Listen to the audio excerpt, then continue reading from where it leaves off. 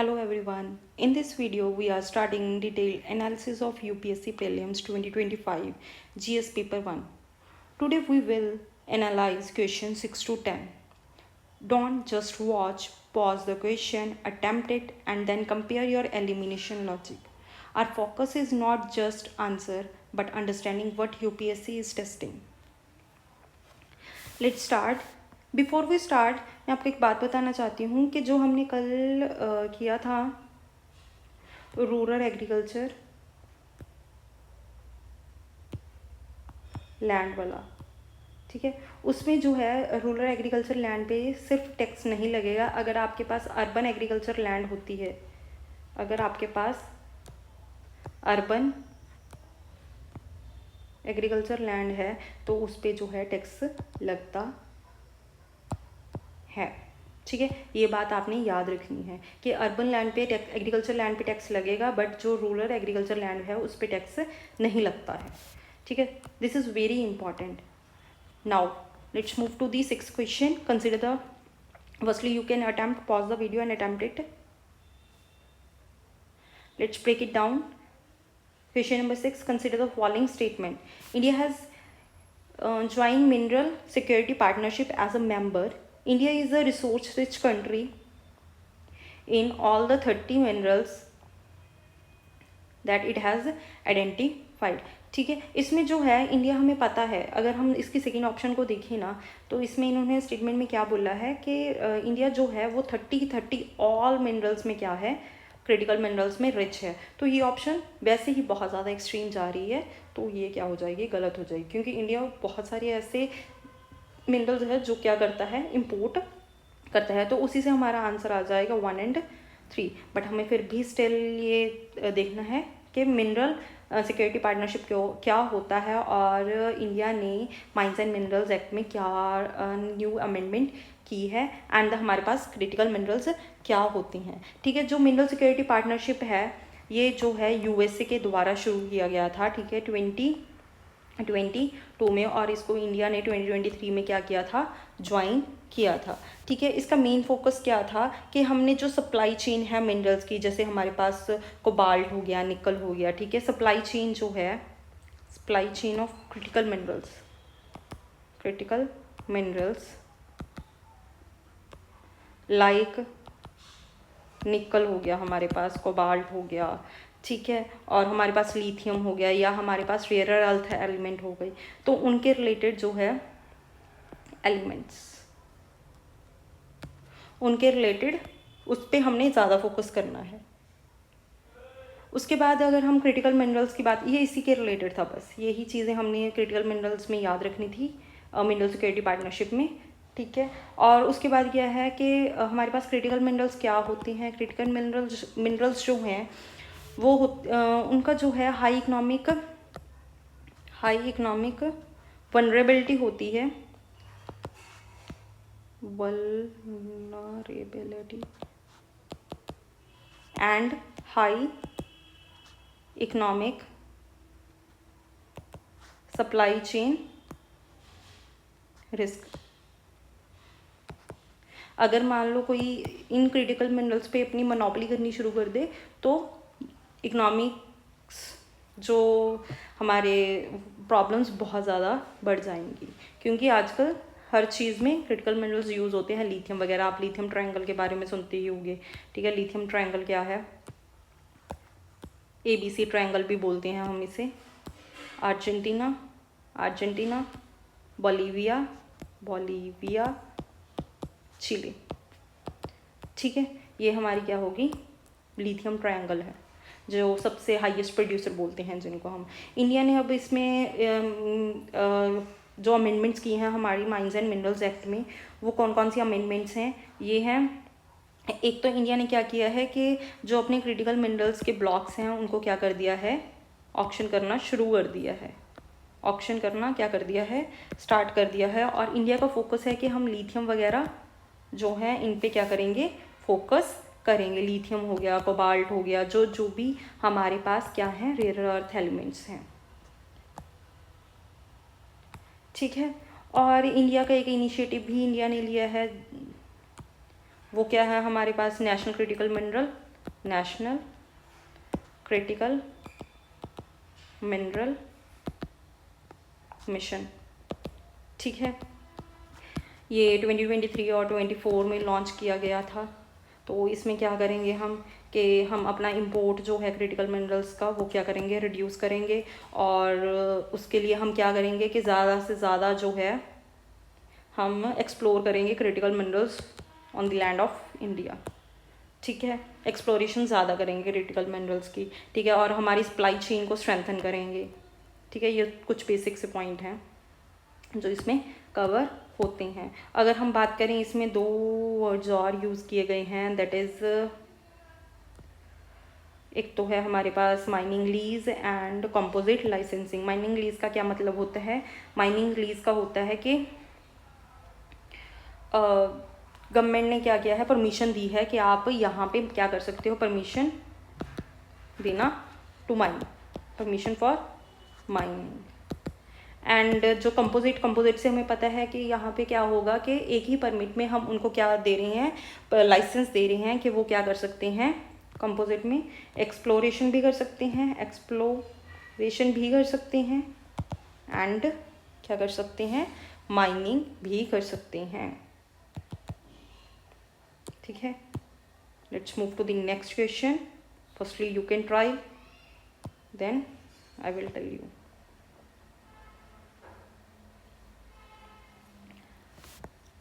Let's break it down. Consider the following statement. Statement 1.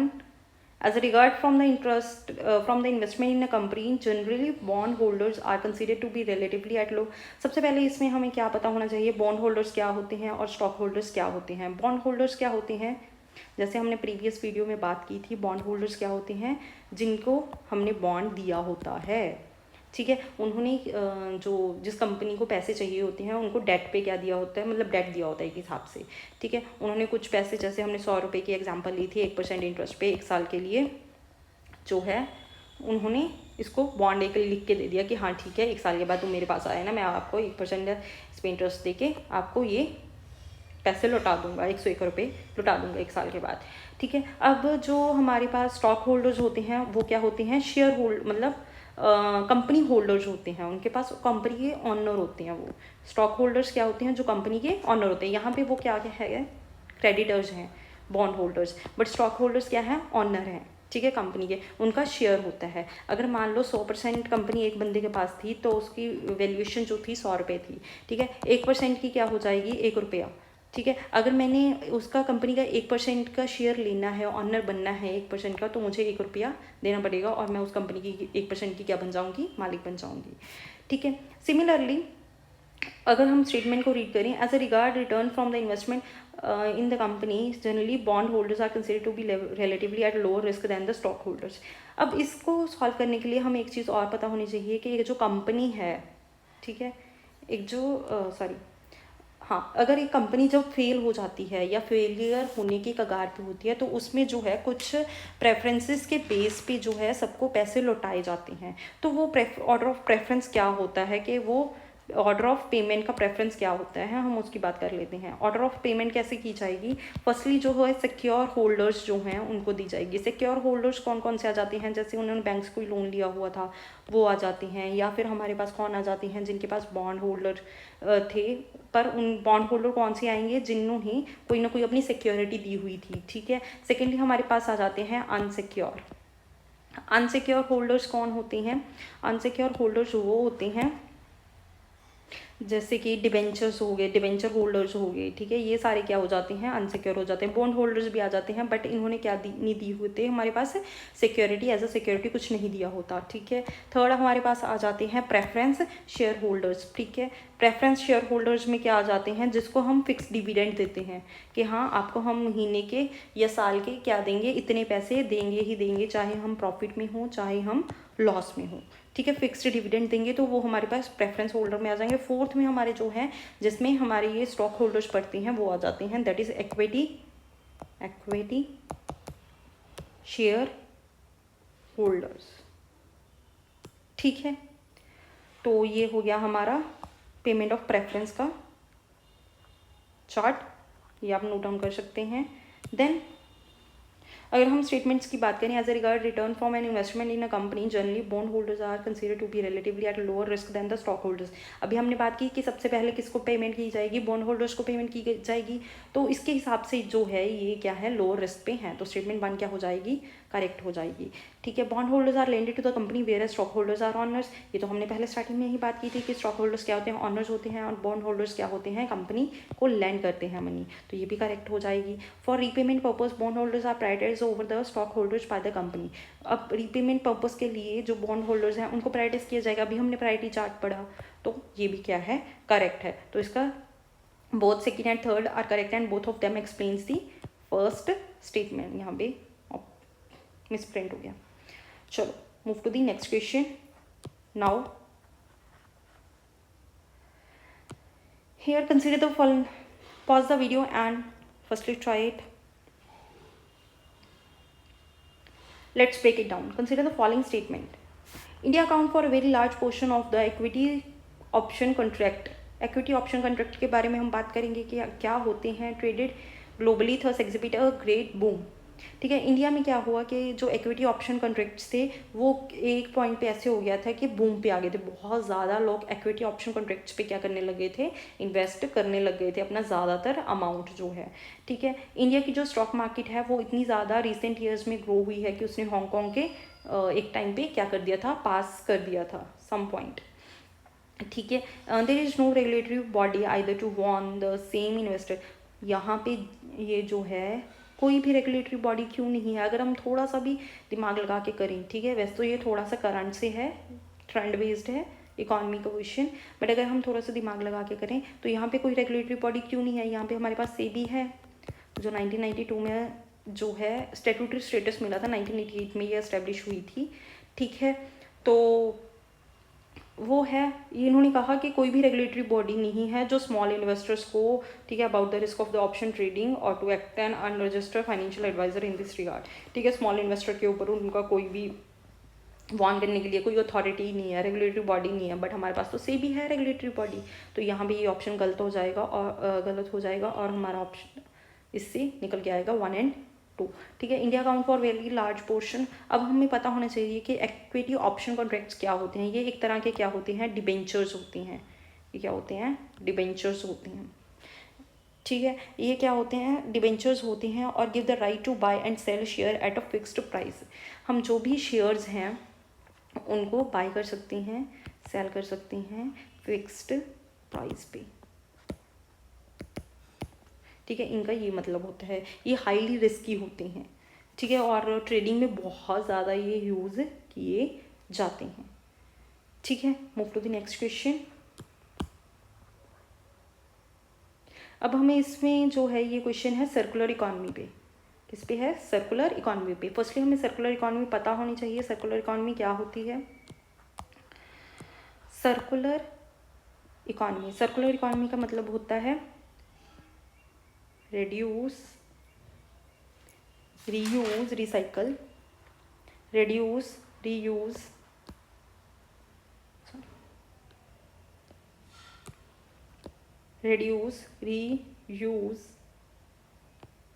recycle। ठीक है, and जो linear economy होती है उसमें क्या होता है, टेक, मेक, डिस्पोज।